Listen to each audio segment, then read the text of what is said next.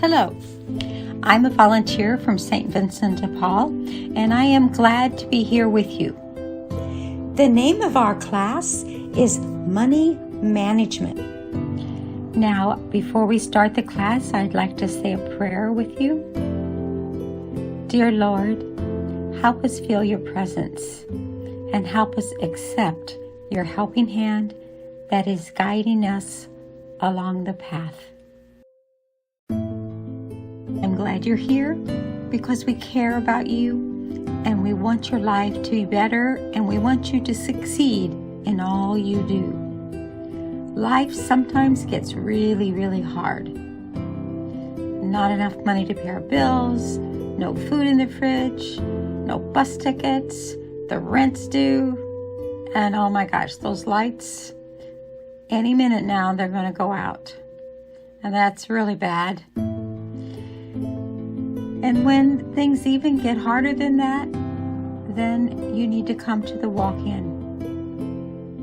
And if you've come to the walk-in, we're glad you did, and welcome. You are a child of God, and God has blessed us with the walk-in and all the people here who make it possible. In this class, we are going to learn 4 important money management skills. Because if you get paid a couple weeks later, where did all your money go? You got 2 weeks more to go before the end of the month and you have no money left.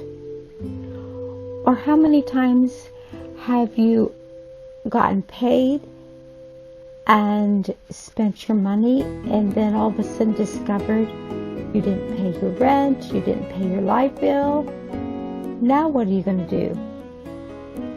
So no matter how much money you make or how little money you make, you need to manage your money.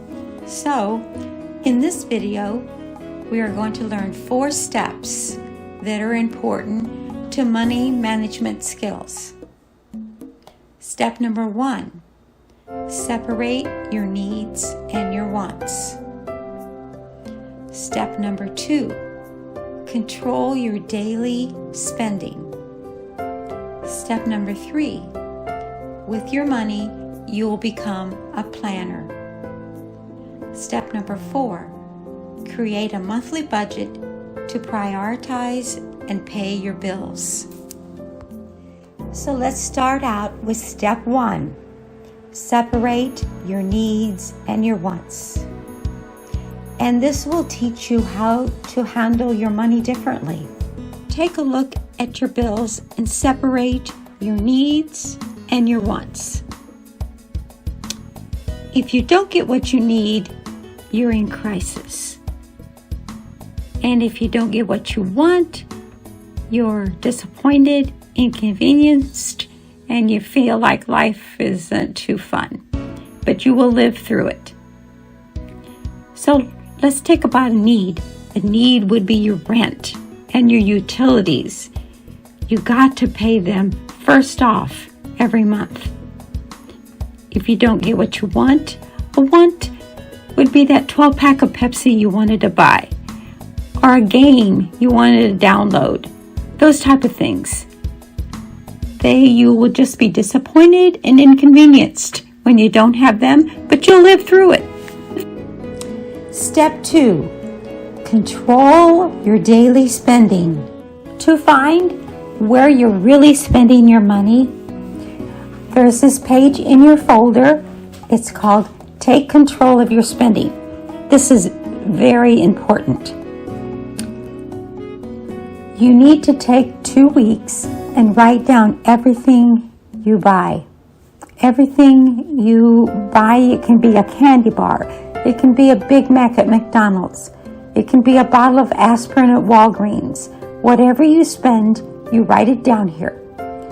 After 2 weeks, take a look at it, add them up. You will be shocked at where you're spending your money.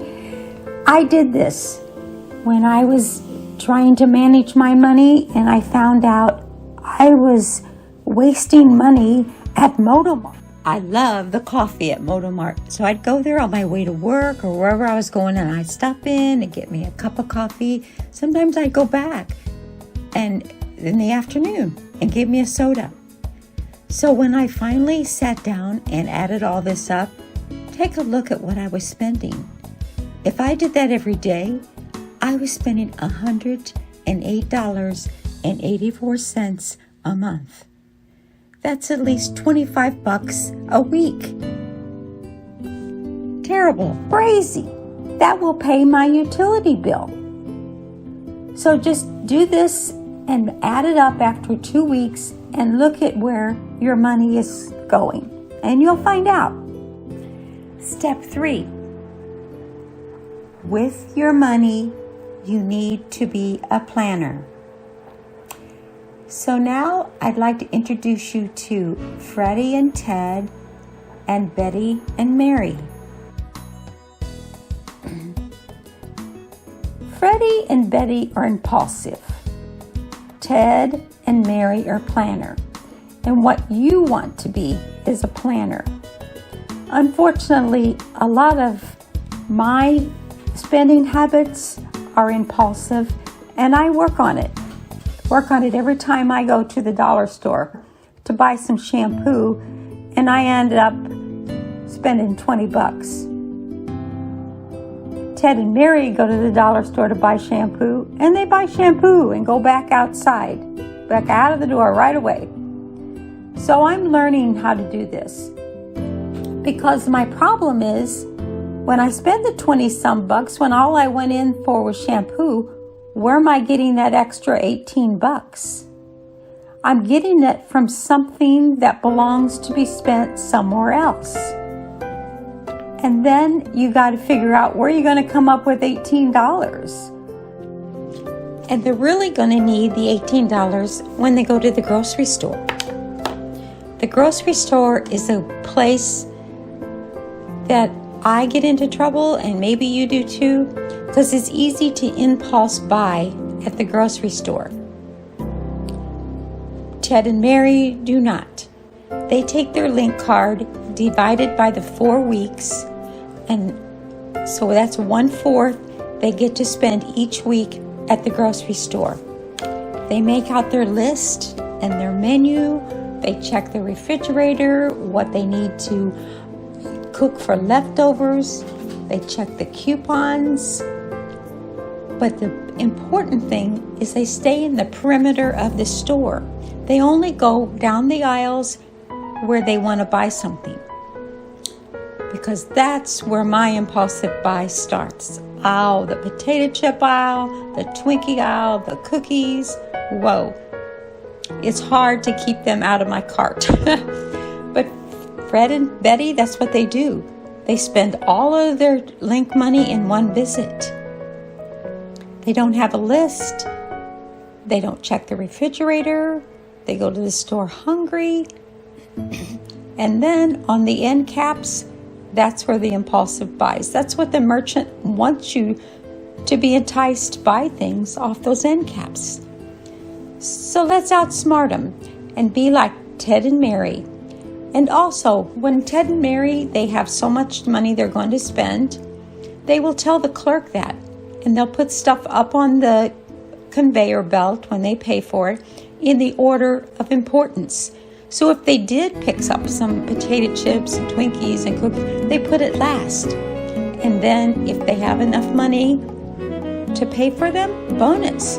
But if they don't, they just graciously ask the clerk, please put this back for us. And they do. They have no problem doing that.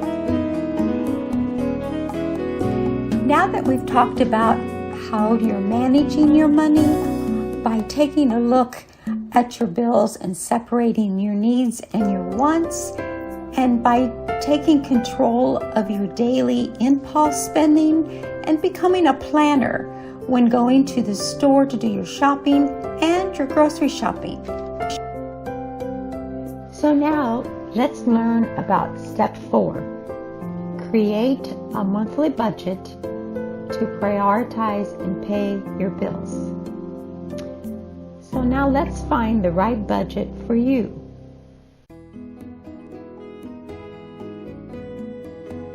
Your budget is a step-by-step process, and it is a pretty simple idea. It's you telling your money what to do, instead of you wondering where your money went. And I can hear you saying, I don't want a budget. It's too restricting. Well, it's only restrictive if you let it be. And you're going to do your budget on paper, and the purpose of the budget is you telling your money what to do. Every dollar has an assignment. Every dollar has a mission. But before the month begins, you take the dollars you have coming in, put it on the top of the page on the paper. Do you see that papers here? You can either use the form on the left, which is kind of all filled out with things like rent and utilities, or you can use a blank piece of paper like on the right. And on the top, you put how much money you have coming in for the month. And then you're going to start subtracting. You're going to subtract the rent, your utilities, so forth and so on, until you get down to the bottom of the budget would be zero, because every dollar you have coming in has a mission and a purpose. Now, once it's on paper, you really got to stick to it. But every month, before the month begins, you need to revise it. Adjust it. If it didn't work last month, let's try it a little different this month until you get it the way it works. So let's take a look at your budget. If you get paid monthly, no problem. When you get paid, you pay your bills. And then your miscellaneous and your spending money, you take that, divide it by 4, because there's 4 weeks in a month, and then that's how much you've got to spend each week. If you get paid weekly, or if you get paid every 2 weeks, you can only spend these off your budget, the stuff you have marked for miscellaneous and your spending money. You must not touch the other amounts. For me, that'd be difficult. That would really be hard, because I have the personality that I wouldn't be able to keep my hands off of that money. So my suggestion to you, if you're like I am, is to get another card and put your spending money and your miscellaneous expenses on a different card. And then take that other card and lock it up, or give it to Miss Pat. Now, let's switch things a little and take a look at another budget. Now, in this budget, as you can see, you don't have enough money to pay your bills. You have a minus $200 on the bottom of the budget. So when you do not have enough money to pay all your bills, something in your life must change. Something must change. You either need more income or less expenses. So let's look at this case. If you want more income, you could get a part-time job on the side, maybe a couple evenings a week or a weekend. That would give you more income. Or if you choose to have less expenses, let's look at your expenses and see what can happen here. We got rent, utilities, bus pass, we got cell phone. The cell phone, I know you could find a cheaper cell phone plan. I have one for like $40. Cable TV. Cable TV is not a need, it's a want. You could get rid of that. Your miscellaneous and your spending money seem to be a little high. It could be that your link card is not enough. And that could be because your spending habits in the grocery store aren't correct. So only you know what it is. So if I was you, I would decide more income, less expenses. After this 4-step money management video, I am confident you will be able to manage your income with a greater power and strength. I would like to leave you with this one last thought. The greatest man in history, named Jesus, had no servants. They called him Master. Had no degree, yet they called him Teacher. Had no medicines, yet called him a healer. God bless you all.